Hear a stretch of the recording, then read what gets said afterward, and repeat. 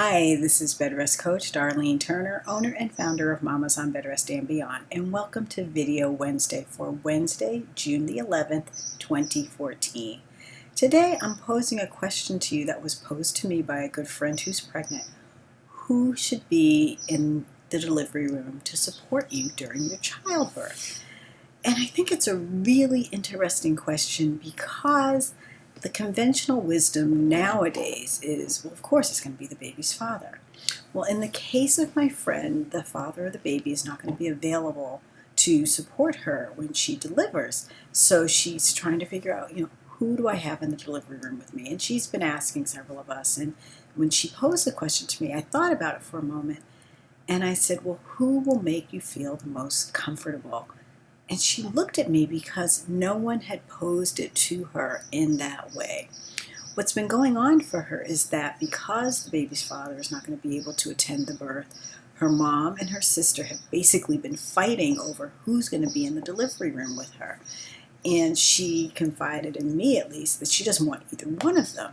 And she's been feeling guilty because she feels like, well, they're so supportive and they want to be there for me and they want to, help take care of me, and I should be grateful. And I said to her, hold on, wait a minute. This is probably the most intimate time of your life. I mean, as we all know, when you're giving birth, everything is exposed. And you're in an extremely vulnerable position, although at the same time in a very powerful position. I mean, you're giving life, and yet, there's so much going on around you, and you might be naked, and you might be, grinding through contractions and what have you. You need someone who's going to be there, that's going to make you feel as safe and secure and as comfortable as possible.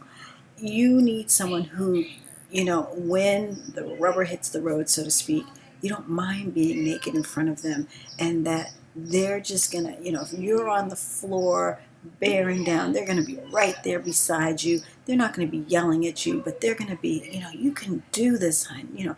I'm here for you. Maybe they're rubbing your back. Maybe they're giving you those words of encouragement, but they are there for you. And it's not a time for you to have to worry about how they're feeling, about their feelings, and what is going on. It is all about you at that moment. So whoever you choose to be in the delivery room with you, they have to understand. They have to leave all of their ego and their hopes and their expectations at the door, and they need to completely 100% focus on you, what your needs are, what your desires are. And however you choose to birth this baby, whether it's in the hospital, whether it's at a birthing center, at home, in the water, on the bed, standing up, sitting down, squatting, they have to be ready for that without, oh, well, on my day we didn't do this, or, oh my God, you're going to do that. That cannot happen.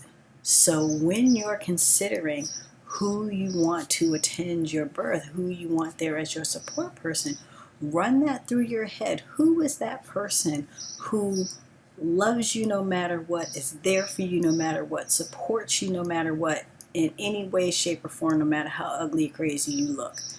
If that's your mom, great. If that's a sister, wonderful. But if it turns out to be your best friend or cousin, or maybe another mom you met at a mom's group and you two just hit it off, whatever, that's who you choose.